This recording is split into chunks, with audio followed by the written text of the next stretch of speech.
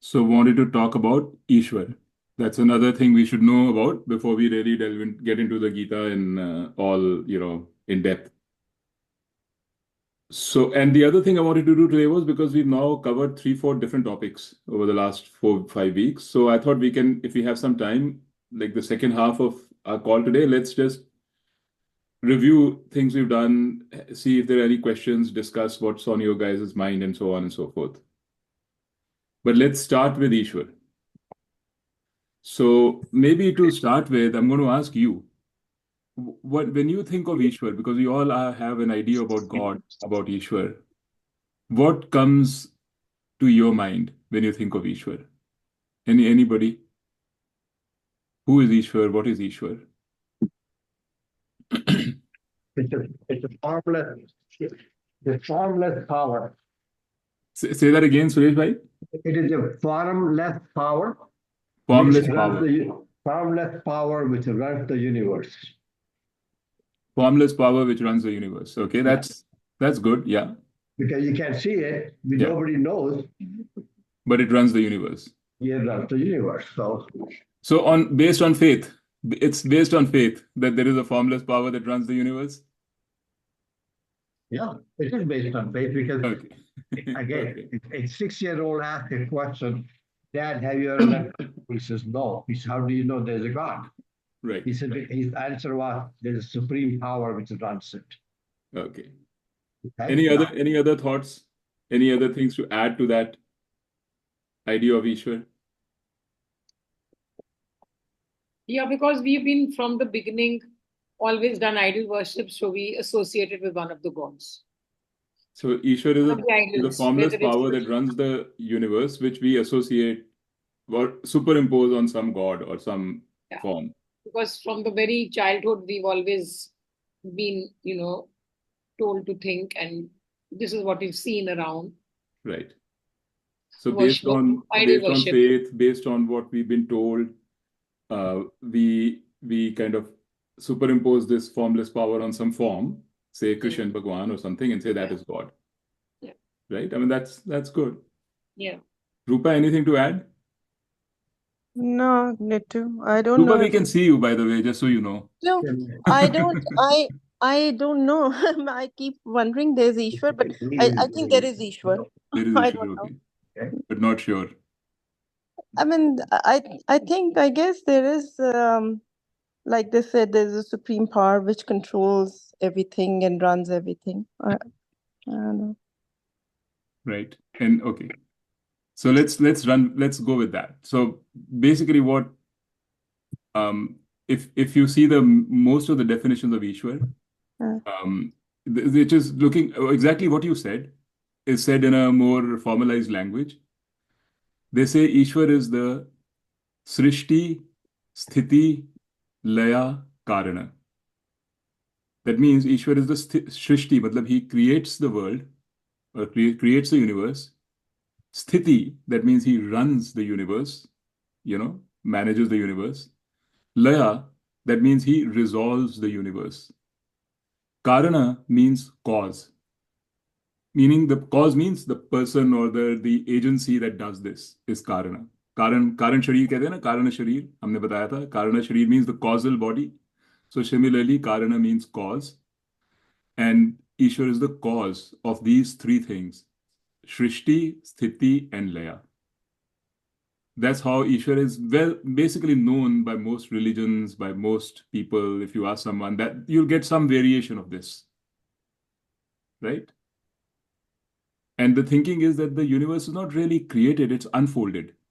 So it's created, meaning it's unfolded, just like a flower unfolds into a bud unfolds into a flower. And then after some time, it resolves back. It's folded back again to its original state. And then it comes up again, goes back again.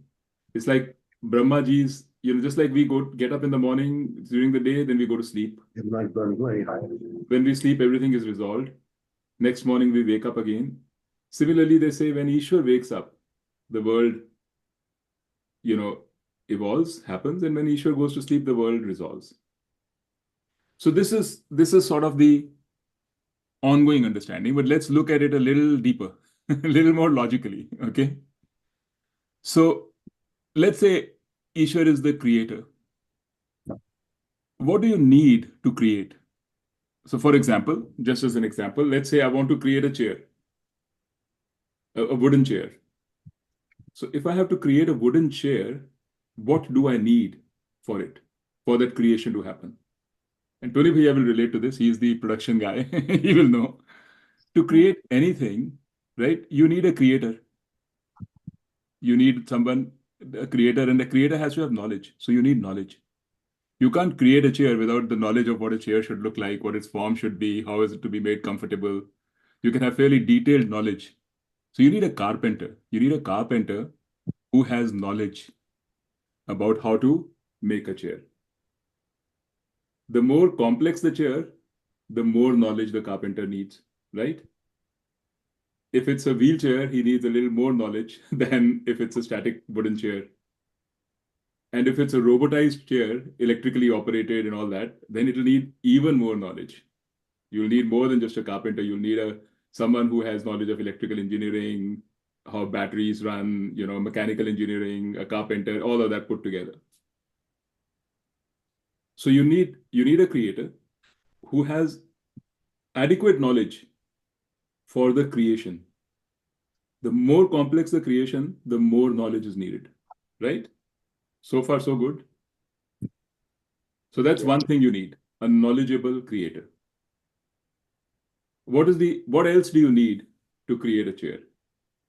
The tools. Products, Huh? wood, Materials and Materials, tools. exactly. You need materials, right? Mhm. You need a bill of materials. You need everything should be there in the supply chain. But let's say it's a simple wooden chair. So for a simple wooden chair, you need wood, right? If you don't have wood, however much knowledge you have, you can't create a chair. Conversely, if you have all the wood, but you don't have the knowledgeable creator, you can't create a chair. So you need both. So in Sanskrit, I mean, in Vedanta, the two things which are needed for creation are called the intelligent cause, which is the creator, and the material cause, which is the material. In Sanskrit, intelligent cause is called nimitta karana. Karana is cause, right? Nimitta means intelligent cause. Material cause is called upadana karana. So this is just not important. This is just for you to know, just in Do case you these words are expect us to remember all these No, terms? not at all. No, I I'm just mean, telling even you. the karma things, the future karmas and the present karmas and As we go along, you will get more familiar with them. So I have to introduce them to you. because they'll You keep don't on you getting don't have to repeated, remember. yeah. You don't have to remember. yeah, but some of us need you have to keep telling us the meaning again and again. It's okay. I also started somewhere with Mita, so I know. Okay, so don't forget about the terms. But you need a creator, a maker, and the material. Maker and material. Simple. Now, about the maker, we realized the more complex the product, the more knowledgeable the maker. Now, about the material, let's see what that means. So let's say you have chair. A chair is there, it's a wooden chair. And I tell you, show me the wood. Where is the wood in this chair? Is there any part of the chair which is not wood if it's a wooden chair? If I touch the back of the chair, is it wood? Yes? Maybe not. Yeah, it is. If it's made of wood, it is wood. Yeah. You check the seat of the chair, it is wood. You check the legs of the chair, it is still wood. So the thing about the material cause is that material cause is the substance of what the product is. So material cause is the substance of the product, and the person who has made the product is just changed the form of the material. That's what has happened. So from the same material wood, you can create a chair, you can create a bed, you can create anything, but they're all wood. So this is the thing to remember about the material cause, that material cause is what the product is, the substance is. Okay, so simple, that's it. Now let's move from a chair to this world. So let's say this world or this universe has to be created. And God, Ishwar, is ready to create the universe. So what does Ishwar need?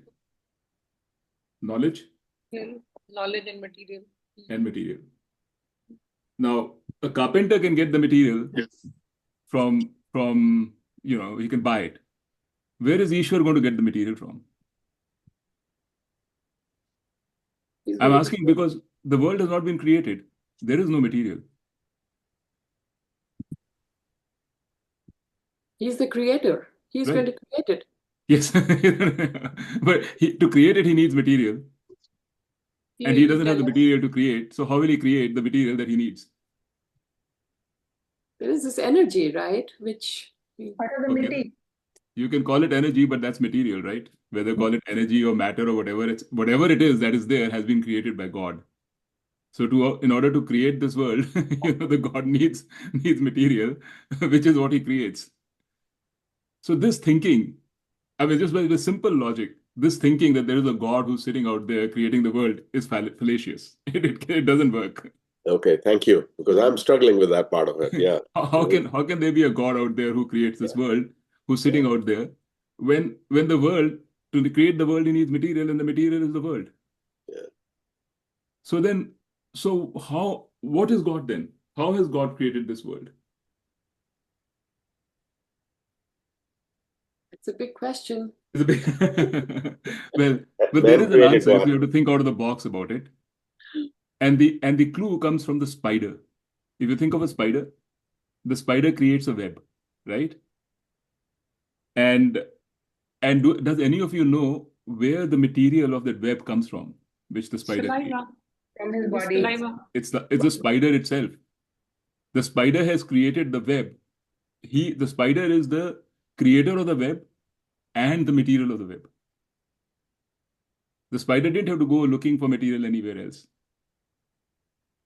So Vedanta tells us that God is the creator, the intelligent cause, as well as the material cause. God created the world from himself. There was no other material. This is a way of saying it, but what does it actually mean?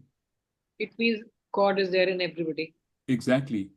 If wood is the material cause and every part of the chair is wood, you can touch any part of the chair and say, I touched wood. If God is the material cause of the universe, then everything in the universe is God. It's not just every body, everything. There's nothing in the universe which is not God. If we want to call, let's say Didi, you're going to say something? So inanimate objects also have God? It's not they have God, they are God. They are God. I mean, that's what I meant. Is it? Yes. I mean, it's a material. Animate, inanimate, whatever, they're all material. It's all God. The point is that there is no separate God anywhere. Right? Because we'll get to that also. Why do we say that there's a separate God? What's the reason for saying it? What's the advantage? Right? Vedanta itself says, but why? But the first thing to understand is that in reality, God is everywhere around us. Now let's talk of another thing. We said God is the material cause, so everything is God. We also said God is the intelligent cause. And the level of intelligence of the creator has to be equal to or greater than the complexity of the product. Now, how complex is the universe? Can you think of anything more complex than the universe? Do we even understand the complexity of the universe? The more we learn, the more complexity we uncover in the universe. Right? Look at the complexity of the sun, the complexity of our human body. Not only is there complexity, there is order. In every little thing, atom has order. We can figure out how the electron revolves around the atom. Our bodies grow in an order. There's an order. There's an order to how the heavens rotate around how the worlds rotate around the sun. There's an order to how galaxies evolve. There's order everywhere. In fact, because there is order, we can study it. We can have a discipline called medicine. Because by looking at a few patients, we can uncover laws, and those laws apply everywhere. That's why there is a field of medicine. So you know that if this person, if he gets this disease, should be treated like this, because we have learned the order, how the disease works, to the extent that we have. there's nothing to say that it should be like that. There's no reason to believe that there should be order in this world. But the fact is there is. And the question is, where did this order come from? What is it reflecting? Did it come from you? Did you create this order? Did anybody else create this order? It's there. It's there, and it's not created by, we've understood now that it's not created by a impersonal God somewhere away from the universe who sat down and created the universe like we create a machine. That's not the way it's been done. Because that God won't have a material cause. So what we find is that there is order. There is intelligence in the universe, which is what order means. Intelligence is order, right? Some logic. And it's not created by a God outside. The God is the universe, and the God has order. So that order is God. So where did it come from first? How did it originate? I mean, it's complex. I mean, if we are all, I don't get it. Yeah. How did it start? See, we don't get it because we have a way of thinking. Our way of thinking is everything has to start, cause, end. That's how we think. Mhm. That's how we've seen the world around us. Mhm. We see objects. An object is created, then it gets destroyed, and it never really gets destroyed. It gets changed. Even a Yeah. human body never really gets destroyed. It gets broken up into molecules, and then they will go into plants somewhere. If you bury the body, if you burn it, it'll become ashes, some other thing. Nothing gets destroyed, but it's always Transform. changing form. So we are also saying, and we think that there's a start, but there's never been a starting point. Can you think of anything which has a starting point? Anything. Forget about God and creation. We think that there should be a starting and an end because that's how we like to think. In order for us to think properly, we have to create a starting and an end. Otherwise, we will get completely confused, just like you're saying, I'm getting confused. But in reality, there is no starting and end. You Well, say when a baby is born, Nitu, how about a baby is born? Yes, I was going to give that example. Let's say a baby is born. Do you think there's a starting point? It's The just baby was a cell. The cell came from the mother and the father. Then they came from another. Like, there is no starting point. Can you think of a starting point to anything? Can you think of a starting point to time or an end point to time? Can you say that the world started with the Big Bang? Okay, then I'm going to ask you what was there before the Big Bang, right? If time started with the Big Bang. So the way I'm bringing it out to you, it's not a cop out. I'm not trying to say that there is no, but I'm trying to say we human beings, in order to survive and live in this world, given our limited capacities and our mind, we have created a way of thinking. We have created a way of being for our normal day-to-day world, day-to-day operation. That thinking works where we say, okay, this is something That's got what created. we've been Let's taught, go. actually. That's why we're thinking, because this is how we've been taught.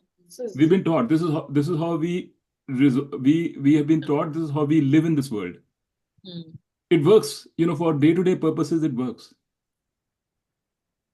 In reality, that, just to make it a little more complex, in reality, that time is not constant. Time changes with your speed. It changes with the gravitational force. This is the law of relativity by Einstein. If you don't know about it, because you never needed to, I'm telling you, it's true. You can look it up. You can Google it and you'll find it.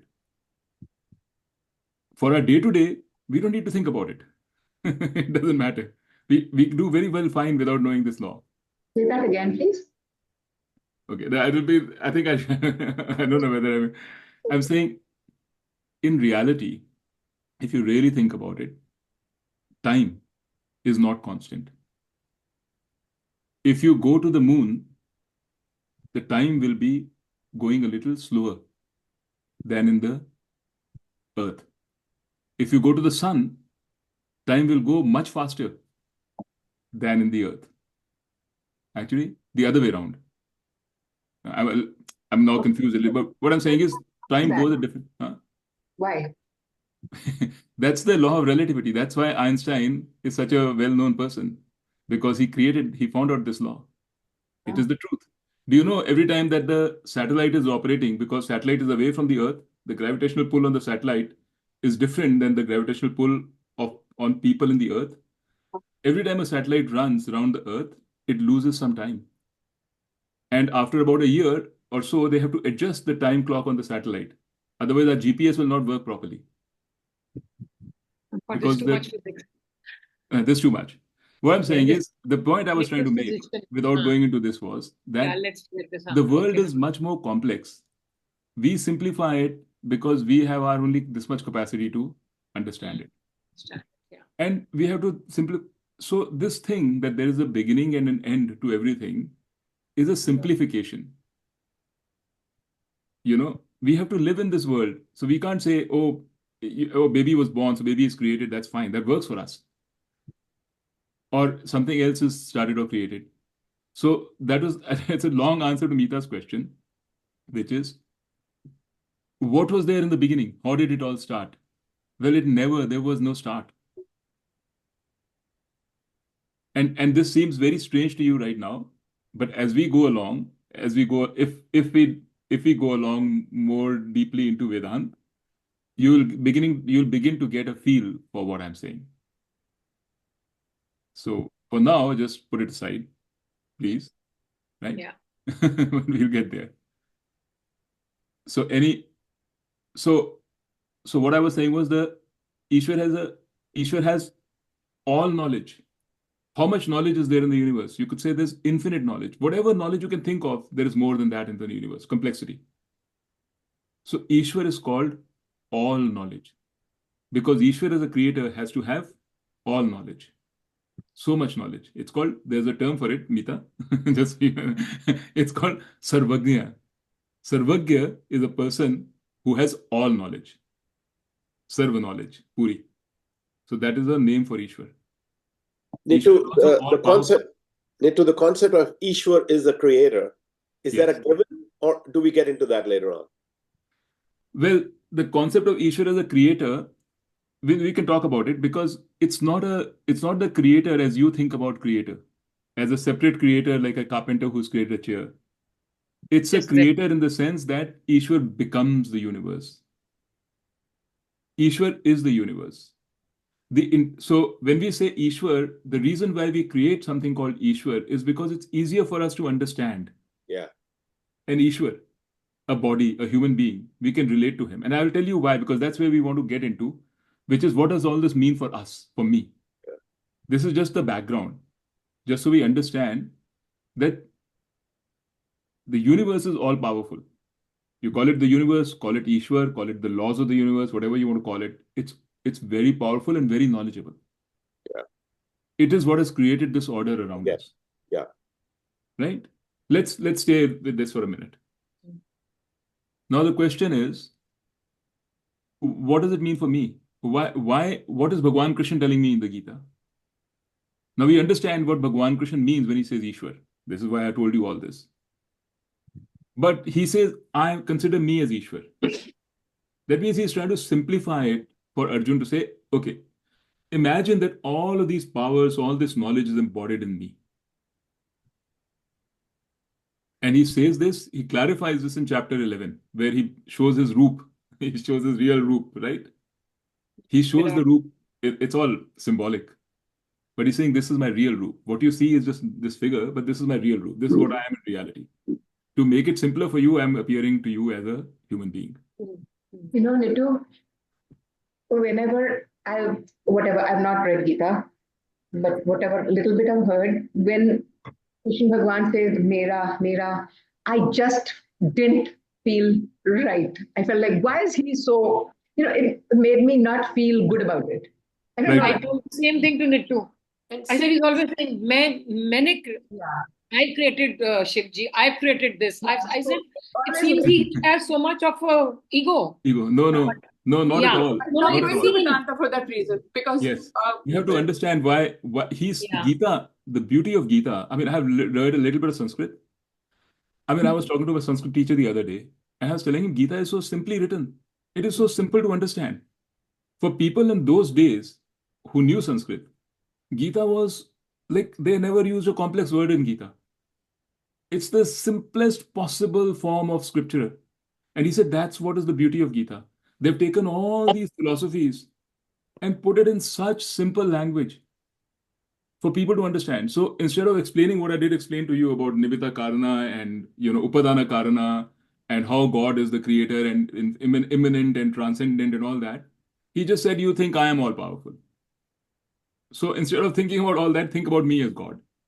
Yeah, but that's very difficult to think of one person, even God, to say, just think of me. That's a difficult concept. Don't think That's then like that. arrogance, I've thought. I Yes. always thought, why is God? He's telling us not to be arrogant, but he's all arrogant himself. Is That's God. exactly He's what I not at asked all. Dick also. Not at The all. same. So if you are comfortable thinking about God as an abstract thing, order, as an abstract order and law in the universe, more power to you. That's fantastic. You just have to replace, when he says me, replace it with Ishwar, your idea of Ishwar. But he is given himself because most people are not as educated as we are. They find it much easier to relate to Associate with the an body. Ishwar, to a body. And they don't feel, let's see, we are grown up, we feel like this, oh, what an ego that person has.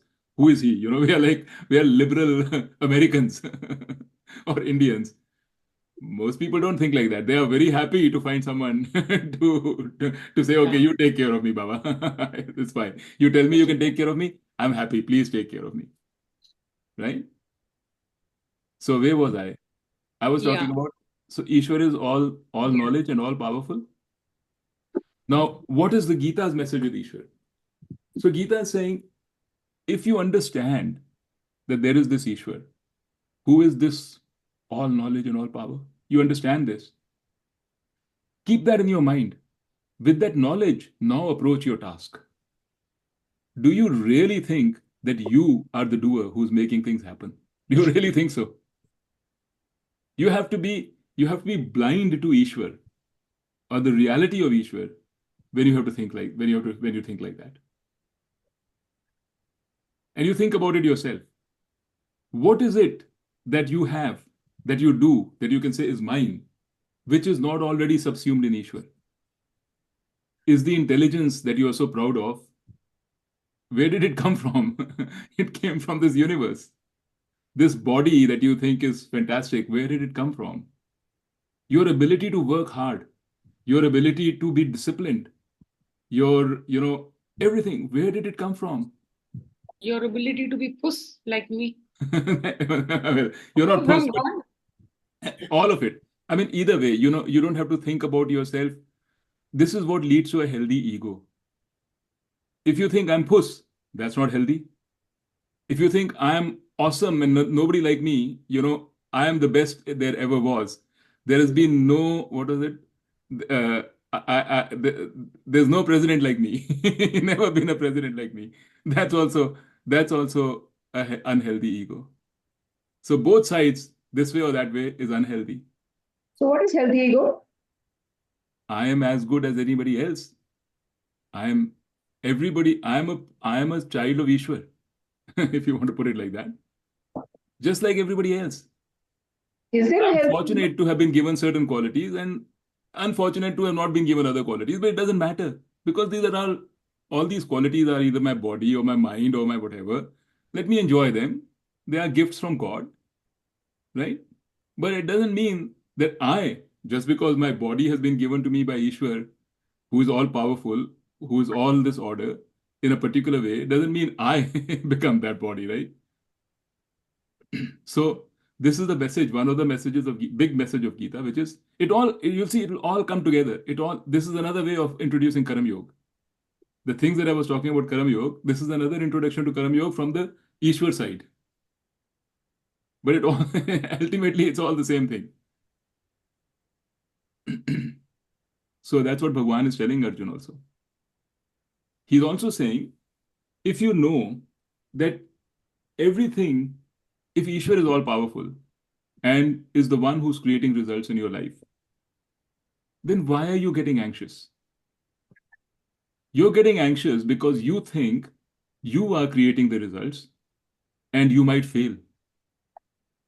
Or something bad might happen and to you, either that or something bad might happen to you over which you have no power and you'll be miserable. Just accept the fact that there is the Ishwar. The results are going to be created by Ishwar. There is no reason for anxiety. So when we get into Karam Yoga in chapter 2, 3 of the Gita, we'll go more deeper into this. But that's the essence of Karam Yoga. It's called Ishwar Prasad Buddhi, which we Ishwar talked about. Buddhi. Take everything that Ishwar is giving as prasad from Ishwar. You are free to do what you think is right. Do what you think is right with full intention, with full heart, with full enthusiasm, unburdened by an obsession with the results. That's what Gita says. So anyway, more of that as we get along. But this is what Ishwar means, and this is how we have to bring Ishwar into our life. We have to bring Ishwar to our life. That means we have to be remembering Ishwar all the time. If it helps you to remember Ishwar as Krishna Bhagwan, sure. If you can remember Ishwar as the order in this universe, which is making things happen, that's fine too. Whatever works for you. But remember Ishwar. Bring Ishwar into your life. That's the idea. No, but you don't have to bring Ishwar into the life. You said you are Ishwar. Everybody Yeah, is Ishwar. Absolutely right. You don't have to bring Ishwar. Bring Ishwar. Whatever, remember that Ishwar. Don't forget your knowledge. This is knowledge. Don't forget. Don't nazarandaz mat karo apni knowledge ko.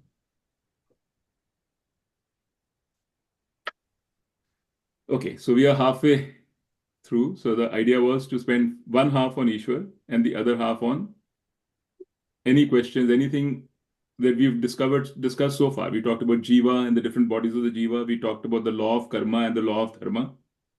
We talked about Ishwar, right? We talked about what happens with death, all that. Yeah. You move forwards. Huh? No What? question. Move forward. No, You no, want to no, no, no. hear more. Yeah. No, we'll hear this.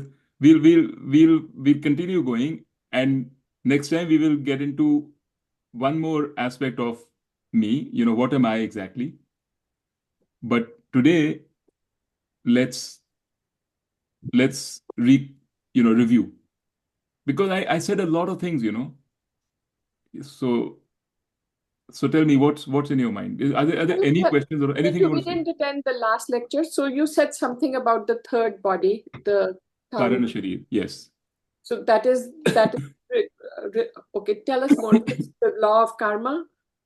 Yes. No. So because we say now the karmas go with us, whatever karmas we do. Yeah. So they have to be stored somewhere, the karmas, and in some form. Yeah. The karma can't be stored as a karma, right? You can't, how can you store, let's say I kill somebody, how is that stored as an action? Yeah. It is stored as a samskar. Yeah. Just like a movie is stored on digital tape or on a video as a combination of zeros and ones, right? That's what computer is, zeros and ones at the end of the day. Magnetic field in a tape, some little high, some little low, positive or negative magnetic field. That's one you call zero, the other you call one. That's how things are stored. You can't even see. You look at a tape, you can't see the movie. It's there. It is so subtle, you can't see it. Similarly, karmas are stored as samskar, and samskars are so subtle, they're even subtler than the subtle body. So they are stored in a separate body. It's called Karana Sharir. That's even subtler than the subtle body. That's called the Karan Sharir, means the causal body. Karan means cause. That's right. So that is what Karan Sharir is. That is what basically, why is it called Karan Sharir or causal body, is because it's the cause of human beings. The reason why the human being has come to earth or come to any world and is experiencing something is because he has karmas to extinguish. If there was no karma, there would be no birth. Because kahan birth hoga? Kisko, what experience is it that is being exhausted or fulfilled for the birth to happen? The birth, our life, all our life is there so that we can experience. What should be experienced? That is determined by our karmas. That's why karmas are called the cause. The body is called the causal body because it holds the karmas. And that's why they say, किसी के कर्म अगर खत्म हो गए through knowledge, then वो मोक्ष, no more जन्म. No more जन्म कैसे होगा? हम कहते हैं ना ये तो बहुत पहुंचा हुआ आदमी है, इसका दोबारा जन्म ही नहीं होगा, पुनर्जन्म नहीं होगा. That means what? That means all his or her karmas have been resolved. Nitu, the Hold on, let me finish. Let me finish 1 second. So it means all his or her karmas have been resolved. That means उसका पुनर्जन्म नहीं होगा. Karmas are infinite. They cannot be resolved by doing. The only way they are resolved is through knowledge. We'll get into that later. So you resolve the karmas by knowledge. That means karmas have gone. Karmas have gone. There is no more birth. Because the cause of the body, the cause of the life is gone. That means nobody can attain moksha? No. That means the only way to attain moksha is through knowledge. The only way to exhaust all your karmas is through knowledge Knowledge of what? of yourself. Of yourself. And I'm going to hold back on answering your question, Meeta, because that will take us into a very complex diversion. But that question is the central question, one of the central questions of the Gita. Mhm. There are two central questions of the Gita. One is, how do I get moksha? What does moksha mean? Moksha means self-knowledge. Why? How? What's the thinking behind it? So that is one. And the other central question of the Gita is, how should I live this life? How should I live this life so that I am capable of getting moksha? And Gita's answer to that is, be a karam yogi. Be a karam yogi so that you can gain the strength of mind which is necessary so that your mind can grasp the knowledge that is needed, your own self-knowledge, so that you can achieve moksha. So that you can have the right karams and therefore achieve moksha. Exactly. So that you do the right karams to get the knowledge, but you have the right knowledge to achieve moksha. So Nitu, can I ask Moksha you is a not through question? karam, it's through knowledge. Okay, so can I ask you a next question? Okay, but 1 second, because Madhu Didi was, I Yes, sure. stopped her. Yeah. She had a question.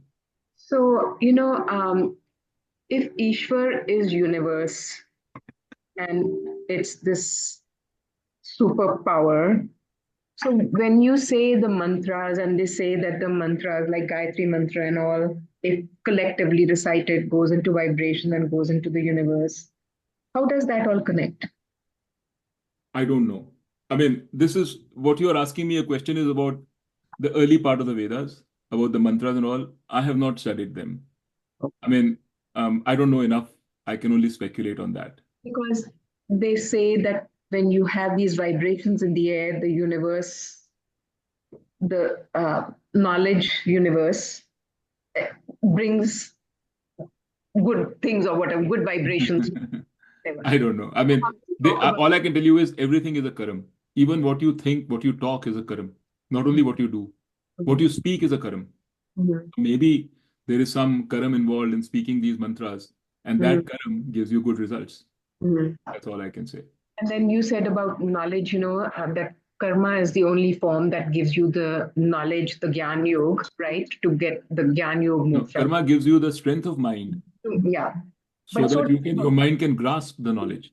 So some people do it by karma, some people do it by bhakti also, right? And Yes. think It's the same thing. In Gita, Karam Yoga, Bhakti Yoga, Dhyan Yoga, it's all one combined together. They call it karma. What I thought you said last time was that Karam Yoga, Bhakti Yoga, and one Dhyan other. Yoga, Dhyan. No, leads to Gyan Yoga. That's what you said. No. Strengthens mind to get Gyan Yoga. Yes. I said there are two different things. Dhyan Yoga, Dhyan, Yeah. and Gyan. Yeah. Gyan is knowledge. Yeah. Dhyan is meditation. Right. So Karam Yoga, Bhakti Yoga, and meditation. Dhyan Yoga. Yeah. Dhyan Okay. Yoga. They are all strengthening the mind To get so to that the Gyan. mind can do Gyan Yoga, the knowledge. Neeta? Okay. I wanted to ask you, do you pray to God? Oh, yeah. So what do you ask God? I mean, what do you pray for? Whatever is happening, whatever I want happen, whatever I feel is important, I pray for that. I don't formally pray. I don't necessarily go to a mandir and pray, but I'm praying all the time. In my mind, I'm praying. I'm मेरा वो छोटे वाले Do drop you था। set aside a time to do prayers? no, आपको- no, but I'm praying anytime I want to. I feel like I'm in conversation with God. I mean, this God, which is it's a concept in my head, but it's a useful concept. It's a useful construct. So I communicate. It helps me. It's like a therapist, instead of talking to a therapist, you can talk to God. And it's a little bit more accessible and doesn't even cost much money. No, so do you pray for things like your family's health? Like, Absolutely. Yeah. is That's that probably the most okay to important do? thing I pray for. I mean, that's the most valuable to me. So that's what I pray for. Mhm. I don't pray for everything because I don't want to kind of, I feel I don't want, like, okay, so the priority honi chahiye, you just can't pray for everything. But do you pray to God to give you the strength or the Yes. resilience to bear whatever He has in store for you? Or do you pray for your children's health? Because I You was know, once talking to Pami Masi, and Pami Masi, I think that's what she told me. Ki, that's not what you need to pray for, the strength of mind rather than pray for things to happen. I mean, I understand, but I would change it a little bit differently. I Yeah. would say, and this is what Carol has told me, my guru. She said, God is one place where you can ask anything, howsoever stupid. If your mind says, I want health for my family, God is the person to ask. If your mind says, hey, I know I'm wrong, I'm very vain, but I want to be pretty. I don't like the pimple on my skin. I know it's very vain, but I just don't like it. Ask God. God is not judgmental. He's not judging you. Are you a jnani or not? Are you, are you being vain or not? One place where there is no judgment is God. You may But not, you may even have a hesitation asking your husband for something because what will he think of me, although you're very close. But with God, there should be none. But you When said you, that there is no separate God. We are God itself. Then whom are we praying to? We're Universe. praying to our inside. you're not, To that's what I'm saying. You're not, in reality, it's up to you, Billu. See, that is the beauty of our religion, I think, Yeah. of it, is that we recognize that in reality, everything is God, including me. Everything is God. Then But whom we are we also, praying to? but we also recognize that we as a human being, I as a human being, I need support. God is all knowledge. I am not all knowledge. God is all powerful. I am not all powerful. I have problems. I have issues, and I have limitations. And I would welcome some support. So I know I have to make my mind stronger, but my mind will not be stronger by denying myself that support. That is not the way to make your mind stronger. That is the way to make your mind sick. If someone is sick and needs to be healthier, you need to provide support in form of medication. But denying medication, you don't heal anybody. So if your mind has issues, by denying support to it, you won't heal it. You will make it even worse. You need support. You can go to a therapist and get that support. Sure. You can go to your parents and get that support. But there are certain things you will not even talk to your parents. You will not even talk to your therapist. They are too personal, too deep, too sensitive to you. And our religion is telling you can talk about it to yourself. And if you think it is very stupid to talk about it to myself, you can say, okay, I can create a God. That God to whom I can say anything I want. I can have any conversation I want. And it's not silly because actually there is Ishwar. That Ishwar may not be in the form of a human being, but there is Ishwar. Because this world has order. This world has laws. There are ways in which things work. There is a law of karma. If I do the right thing, good results will happen. Where did this law come from? Why should that law be there? Why should it be that if I do something good will happen? We just take it for granted. We take this whole world for granted. Why should parents love their children? We take it for granted. But these are laws. And they have not been created by me or by you. They've been created. And we also realized they have not been created by an external entity called God. That in the beginning we realized that is not possible because the God has to be the material cause. They are inherent as intelligence in this universe. I can't access them as intelligence in the universe because I don't have the capability. But I can imagine that intelligence is a form. And that makes it easy for me to access it. That makes it easy for me to converse with it. It gives me support. Go for it. I mean, like, more power to you. Knock yourself out. That is what our religion says.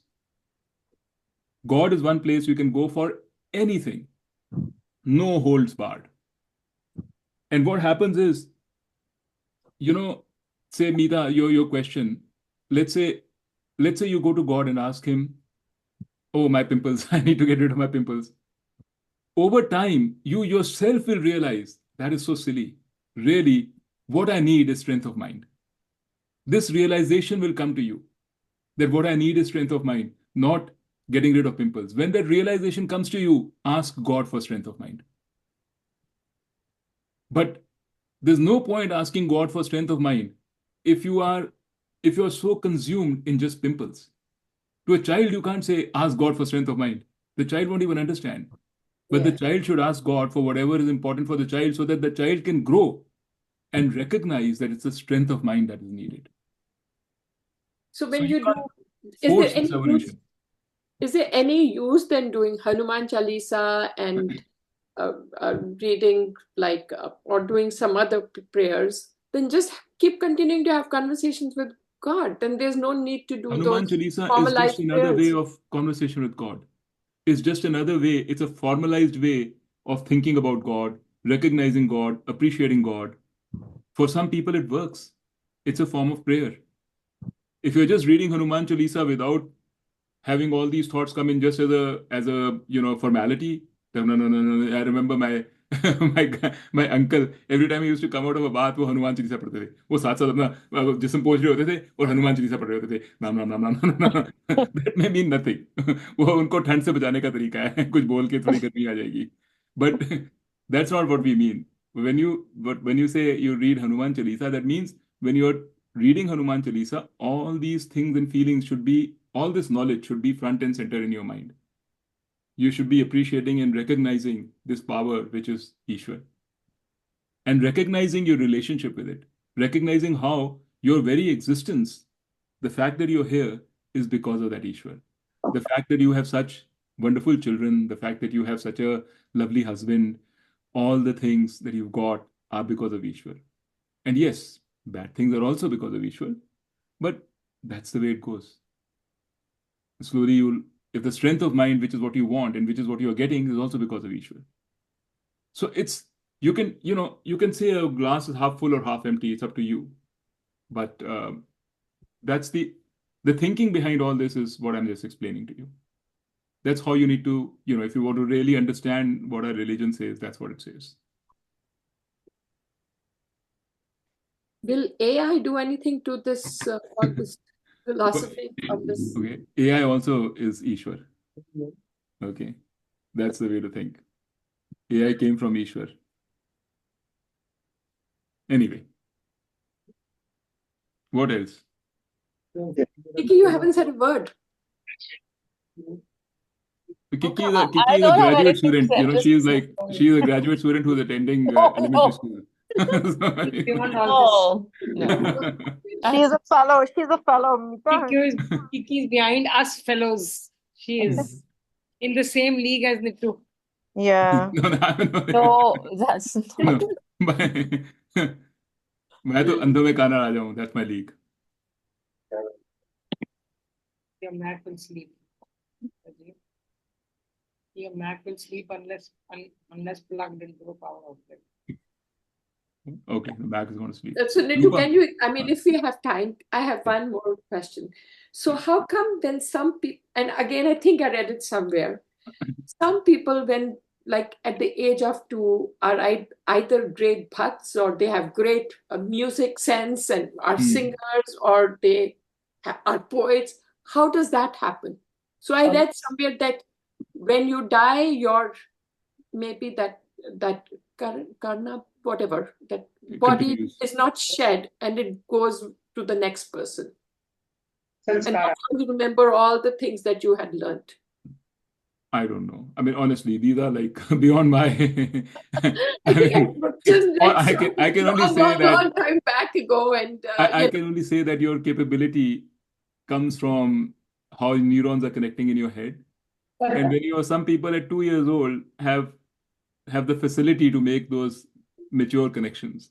Isn't it a sanskar also? You can But say now at that the it's age a of 2, sanskar. you can Everything, remember all things. your karmas Yeah. are a sanskar. Yes. So yes, indeed, there is no denying it that the karmas are sanskar. So the gifts that you've been given are part of your samskar. So one of the gifts may be your ability to play music at a young age. So yes, that is a samskar. That is correct. It may be a result of some punya that you got as a result of some good things that you did. Yeah. So piggybacking a little bit on Mita's question, so is intelligence genetic? Is it generic, matlab? Is intelligence genetic or not? Genetic. Yeah, of course. I mean, what we call intelligence is genetic. I mean, so that's why typically, intelligence runs in communities like these Tamilian Brahmins, Tambrams. They're very smart, right? And it's because it is genetic, that intelligence. But that is not the intelligence we are talking about when we talk about intelligence about the world. Yeah. Right? So they're two different things. Yeah. But yeah, that intelligence is genetic, yes. I mean, like, I remember when we were I was in IIM Ahmedabad, we used to have a very high proportion of students from these groups of TAMRAMs, and they used to be toppers. And we used to say they are like maybe 0.05% of India's population, but they are like 10% of the population of IIM. Because they were like so, I'm sure near medical college you'd find the same thing. There are some communities which are very oriented towards math or conceptual ability or something like that. But then, other intelligences are there too. Your ability to, interpersonal capability is also an intelligence. Sure. They may not be very good at that. Yeah. Honestly, I think you guys use 1, 2, 3, 4, 5, all of you women have huge interpersonal capabilities. You're very charming, all of you. That's also an intelligence. That's also been given to you by, by God. So don't get too proud. Don't be too proud. How about the 3 guys sitting here? They don't count. We are just poonchals. Yeah, exactly. That's what I tell her. Yeah. Absolutely not Poonchals. true. Isn't that what Hitler tried to do with Lieber's bone or whatever? Who? Hitler, when he was trying to, he to thought the he genetic. thought that my intelligence is the only best intelligence. Like what he was doing with getting. Yeah, meaning by my I mean his group, the Lieber. Aryans, the blue-eyed, blonde Aryans. Yeah. They are the best, and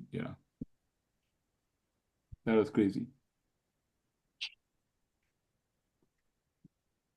So there won't be a time where people will say, I only want intelligent children, so transplant this gene into this gene. But no, that's what I was saying. Intelligence is a very multifaceted thing. We all think about intelligence as good academic ability. That is not intelligence. Yeah. That is just one part of it. Right? In terms of intelligence, what I meant is like, the way the genes are being transmuted and all with CRISPR and all that, that's also intelligence, how you can transmute the whole genetic code. Yeah. But again, like you said, that's not the intelligence Vedanta talks about. No, absolutely not. No. Yeah. So we can discuss that, but I don't think that's relevant to the Gita. There's sort of conflict between that and Vedanta to some extent. I don't know whether there's no conflict. Vedanta has no conflict with any of this. That's what we learn, because Vedanta is talking about all this is part of what is going on in Maya. So there's nothing Vedanta part of Maya. There's nothing Vedanta is saying that all Vedanta is saying is that the reality behind all of this is one Brahman. That's all Vedanta is saying. all the good things which are seeming. Right now, your issue is AI. 20 years ago, they should have been something else. 20 years later, there'll be another issue. All these issues, all these things, all of them coming and going. The reality behind them is Brahman. And the Brahman is you. That's your reality too. That is what Vedanta is saying. I'm saying it to you, 100% sure that nothing is getting through, but because you don't have the background, the necessary background to understand, or but you will. If you say it that way, then it makes sense, because if you are Ishwar and universe, then 20 years ago you created the act, whatever, then the internet, then the AI, then going to the moon. So all that is it's all happening. It's happening. Yeah. Because of. And at that moment, everything seems like it's existential, like the most important. Every election, they say this is the most important election of our lifetime. Yeah. Okay, so next time we are going to talk about one more thing, and that is a little bit more conceptual. You'll have to be involved much more. We'll talk about what is my reality. Who am I? Am I this body? Am I this subtle body? What am I? How do I think about me? And once we've done that, I think my feeling is we've kind of done enough of the basics, and then we'll go to actual Gita. And we'll take chapter 1 and chapter 2 of the Gita, because that is more than sufficient. It'll take a long time to go through it, and that will give us the gist of the Gita. And then as we do those, whatever we need to revise and we need to kind of go deeper into, we'll go deeper into it. Okay. Where is Rajiv? Having his dinner. Ritu, I hope what your flock is giving you some Guru Dakshina or not? Oh yeah, I didn't get think it. Guru Dakshina. What Yeah, is he saying? everybody has to. I will decide what that Guru Dakshina is going to be. Mm. Meeta is going to call me for vacations in her house. Mummy, Abash. Hi, Masi. Stop recording. Stop recording. Why? Oh my, Mummy, because why stop recording? Don't you want to all these discussions, you don't want those to be on YouTube. on YouTube? Okay.